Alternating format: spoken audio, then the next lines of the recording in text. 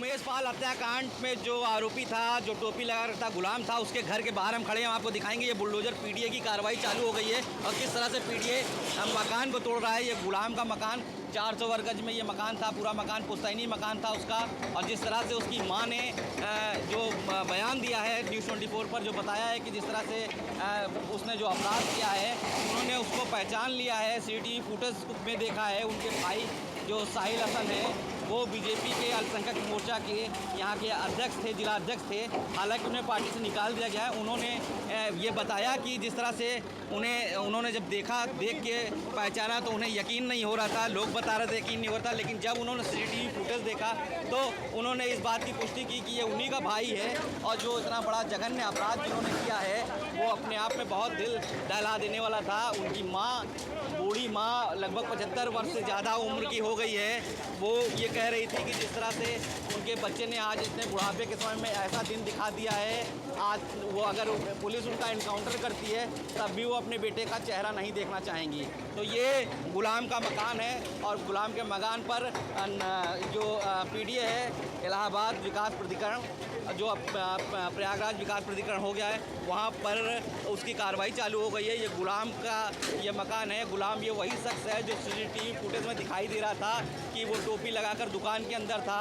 एक इलेक्ट्रॉनिक की दुकान थी, उस दुकान के अंदर था और वहाँ पर कुछ सामान खरीदने के लिए अंदर घुसा हुआ था। हमला की पूरी फिराक रखा हुआ था। जैसे ही उमेश पाल वहाँ पर पहुँचते हैं और जैसे ही उमेश पाल पहुँचते हैं, उस पर ताबड़तोड़ गोलियाँ चलाने लगता है दुकान के बाहर आकर।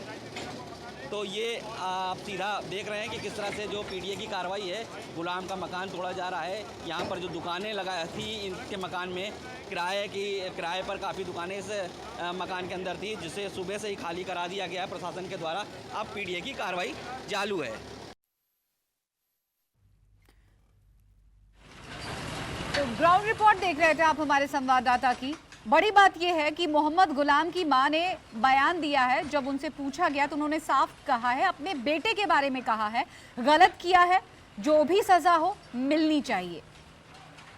तो उमेश पाल हत्याकांड में एक बड़ी कार्रवाई प्रशासन की तरफ से, बुलडोजर का एक्शन एक बार फिर देखने को मिल रहा है। होली के पहले ताबड़तोड़ एक के बाद एक एक्शन लिए गए। जो भी आरोपी थे उनके घरों पर बुलडोजर चला। अब बारी है मोहम्मद गुलाम की।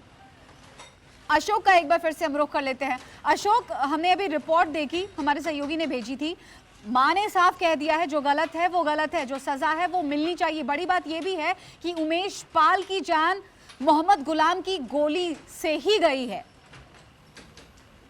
देखिए, दरअसल आपको अगर वो पूरा घटनाक्रम याद हो, जब सीसीटीवी फुटेज सामने आया था इस पूरे घटनाक्रम का, तो जो उमेश पाल के घर के बाहर जो एक दुकान थी इलेक्ट्रिक की, उसी के भीतर मोहम्मद गुलाम टोपी लगाए हुए तस्वीरों में साफ तौर पर नजर आ रहा था। और आपको याद होगा कि जब उमेश पाल अपने घर गाड़ी से उतरकर अपने घर की तरफ बढ़ रहे थे, तो उस वक्त तमाम सारे शूटर्स ने उस पर चौतरफा हमला किया था। तो उस दौरान जो शूटर गुलाम था वो इलेक्ट्रिक की दुकान के भीतर मौजूद था। और उस समय जब दुकान वाले से बात की गई थी तो उनका ये कहना था कि वो ट्रिमर खरीदने के बहाने काफी देर तक दुकान में मौजूद था, लोगों से तैंतोड़ करता रहा उसकी कीमत को लेकर। और उसके बाद जैसे ही उमेश पाल वहां पर गाड़ी से उतरे, ठीक उसी वक्त चौतरफा हमला तमाम सारे शूटर्स ने उमेश पाल पर किया था। और उसके बाद मोहम्मद गुलाम भी आपको तस्वीरों में साफ तौर पर गोली चलाता हुआ नजर भी आएगा, अगर आपको तस्वीरें खासतौर पर ध्यान हो तो अभी तक इस पूरे घटनाक्रम में जितने भी लोग की भूमिका संदिग्ध पाई गई है, जितने भी लोगों की भूमिका पुलिसिया जांच में सामने आई है, उनके खिलाफ न सिर्फ एक पुलिसिया कार्रवाई देखने को मिली है, बल्कि उनकी तमाम सारी जो अवैध संपत्ति है, जिसको उन्होंने अवैध तरीके से निर्मित किया, जिसका दावा सरकार की तरफ से और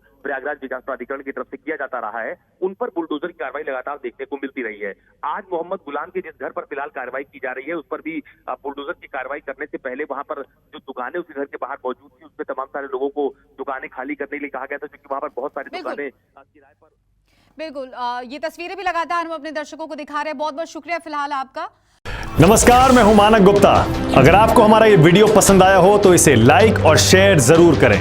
और हाँ, हमें सब्सक्राइब और फॉलो करना ना भूलें, ताकि आप देश और दुनिया की कोई खबर मिस ना करें। तो जुड़े रहिए हमारे साथ और देखते रहिए न्यूज़ 24।